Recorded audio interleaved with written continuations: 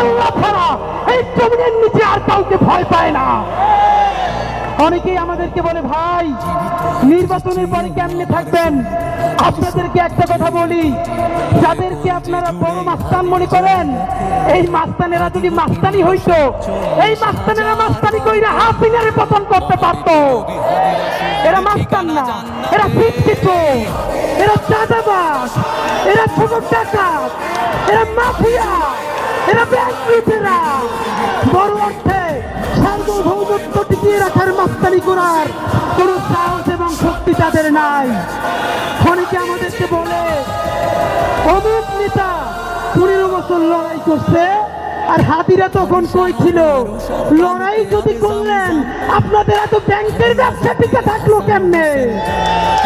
যারা লড়াই করছে সাতক্ষীরায় আমার ভাই বোনদের বাড়ি লড়াই করার কারণে বুলডোজার দিয়ে ঘুরাই দেওয়া হয়েছে।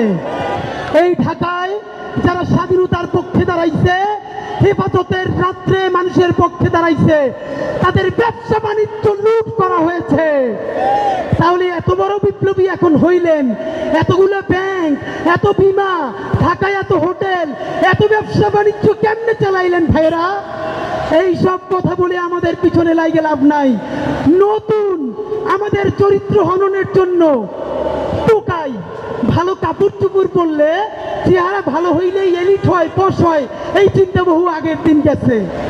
শুনেন, মানুষ এলিট হয় তার চিন্তায়, মানুষ এলিট হয় তার মনস্তত্ত্বে।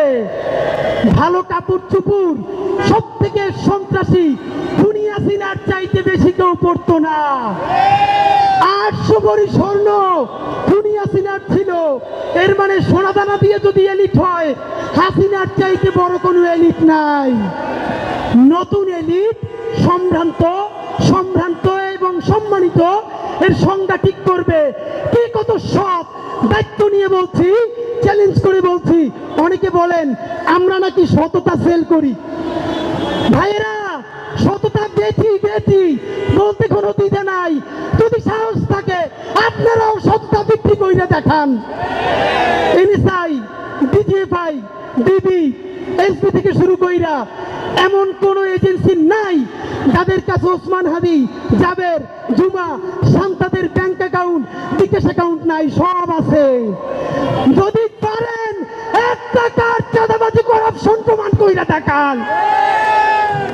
বাংলাদেশে এখন পর্যন্ত কোন মাফিয়ার এত টাকা নাই যেই টাকা দিয়ে আমাদেরকে কিনা নিতে পারবে ইনশাআল্লাহ।